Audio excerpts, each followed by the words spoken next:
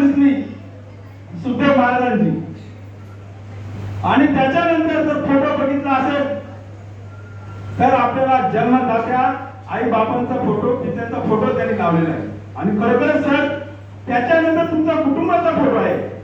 म्हणजे याच्यावरून माणसाची विचारसरणी दिसून येते. आपण अनेक वेळेस वाचतो पुस्तक वाचतो की पहिले खुद का भला कर फिर बाद में दुसरं का भला कर असं जे म्हणतात त्या तुमच्या पुस्तकावरून दिसून आलं.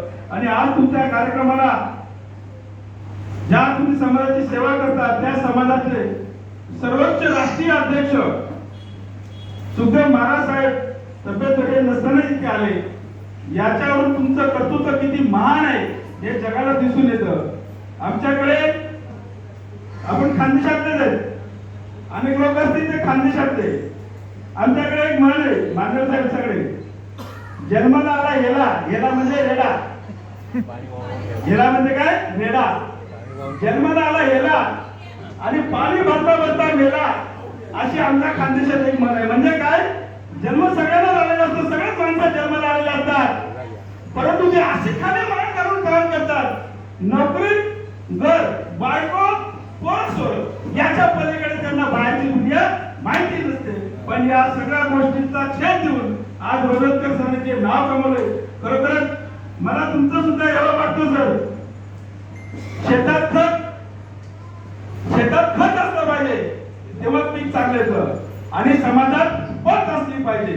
समाजातल्या 4 लोकांनी 5 लोकांनी रस्त्याने जाताना कुठल्या तरी एखाद्या कार्यक्रमाला 4-5 लोकांनी आपल्याला येऊन नमस्कार केला पाहिजे बोललं पाहिजे. काय भाऊ संपला वाटतं. ठीक आहे 2 मिनिटं संपवतो दादा. समाजामध्ये शेतात खत समाजात पत आणि घरात नवरा बायकोंचं एक मत जसं आमच्या भावाचं आणि वहिनीचं आहे. अशा जोडप्यांना आयुष्यात कधी कोणती गोष्टीची कमी पडत नाही हे आजच्या कार्यक्रमावर आम्हाला दिसून आलेलं आहे. तुमच्याबद्दल बोलण्यासारखं खूप काही आहे. अनेक लोकांनी बोललेलं आहे. माझ्या सुद्धा वैयक्तिक जीवनामध्ये संघर्षमय जीवनामध्ये तुम्ही मला कामास आलेले आहे. सगळ्या मान्यवर आहेत आमचे शिक्षक बंधू भगिनी. आमच्या शिक्षकांमध्ये इलेक्शन प्रकार काही नसतो. प्राथमिक लोकांना आम्हाला कुठलं राजकीय पण रोखता येत नाही, कुठलं निवडणूक लढवता येत नाही. पण एकच निवडणूक असते आमची. कुठली शिक्षक पदवीची आमच्या बँकेची. तिच्यातच आम्ही सर्वस्व पानाला लावून इलेक्शन लढत असतो. वयाच्या 32व्या वर्षी आमच्या संघटनेने तत्कालीन आमच्या मित्रमंडळी पदाधिकाऱ्यांनी मला संधी दिली होती. पण त्यावेळेस रजतकर सर 2002 ला मी जेव्हा इलेक्शन लढलो रजतकर सर माझ्या बरोबर नव्हते तेव्हा मी आवाजा 12 मतांनी हरलो होतो. हो सर मोबाईल ठेवा जरा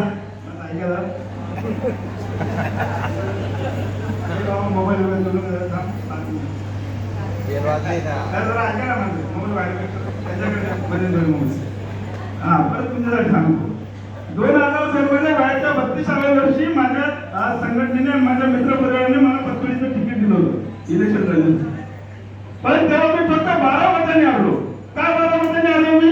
रजतकर sir Pawar sir Manohar sir हे माझ्यासोबत नव्हते. परंतु याचा रस्ता काढण्यासाठी त्यांनी 2007 ला मला इतकी मेहनत केली माझ्यासाठी की मी जवळ माझ्या सगळ्या विरोधकांची फेरी जरी केली तरी ते माझ्या जवळ येत होते. एवढ्या प्रचंड मतांनी मला Rajatkar sir More sir Pawar sir आणि माझ्या सगळ्या मित्रमंडळी निवडून आणलं होतं. म्हणजे असा हा परिस्पर्श असलेला मनुष्य आहे. तुमच्यासाठी आजचा दिवस खास आहे. अनेक लोकांना बोलायचं आहे पण आपण जे कार्य केलेलं आहे हे कधी न विसरण्यासारखं आहे. आणि आम्ही आमच्यासाठी वैयक्तिक जीवनासाठी तुमचे योगदान केलेलं आहे. मग अनेक लोकांनी सांगितलं समाजाचं काम करणं हे खूप पुण्याचं आहे. कारण आमचे रजतकर सर असे आहेत. मगाशी आमच्या बंधूंनी मित्रांनी तुम्हाला सांगितलं की तुम्ही वकील झालेला आहात आणि शिक्षण विभागात विधी तज्ञांची गरज आहे.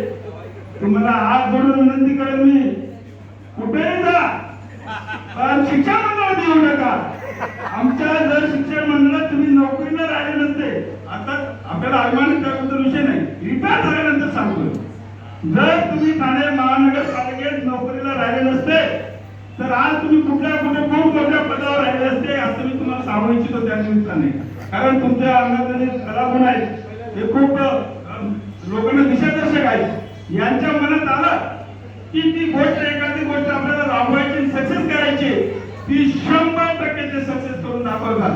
आमच्या सुद्धा मंडळामध्ये शिक्षण विभागात अनेक मोलाचं काम केले, अनेक योजना आणलेल्या आहेत आणि या सगळ्या गोष्टी करत असताना आम्ही तुम्हाला शुभेच्छा देतो. खूप उशीर झालेला आहे, बोलण्यासारखं तर खूप आहे.